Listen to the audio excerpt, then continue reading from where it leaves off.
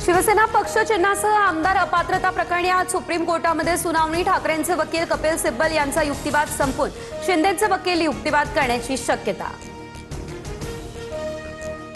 दिल्लीतील विद्यार्थी आंदोलनातील लाठीचार्जवरून केंद्रीय गृहमंत्री अमित शहा संसदेत आज बोलण्याची शक्यता।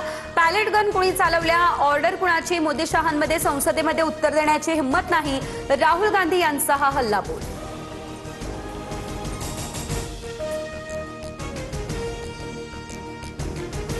विद्यार्थ्यांवर झालेल्या लाठीचार्ज विरोधात भाजपकडून झारखंड बंदची देण्यात आली हाक। तर विधानसभेवरती विद्यार्थ्यांनी काढलेल्या मोर्चावरती पोलिसांनी केलेल्या कारवाईचाही केला निषेध। तर झारखंडमधील अनेक जिल्ह्यांमध्ये चोख पोलिसांचा बंदोबस्त तैनात।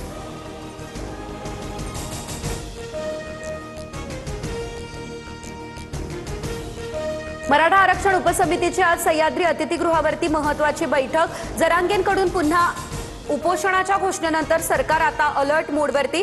तर कुणबी नोंदी आणि प्रमाणपत्र प्रक्रियेच्या सद्यस्थितीचा आढावा घेतला जाणार। सरकारच्या भूमिकेकडे सर्वांचं लक्ष।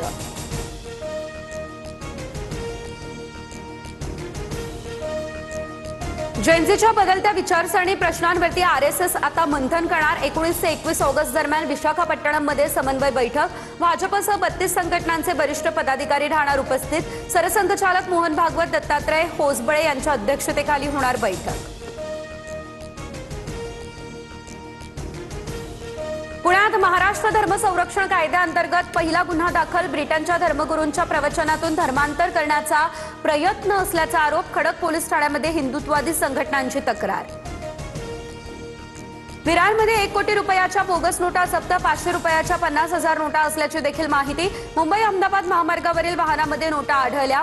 मुख्य सूत्रधाराचा पोलिसांकडून शोध सुरू।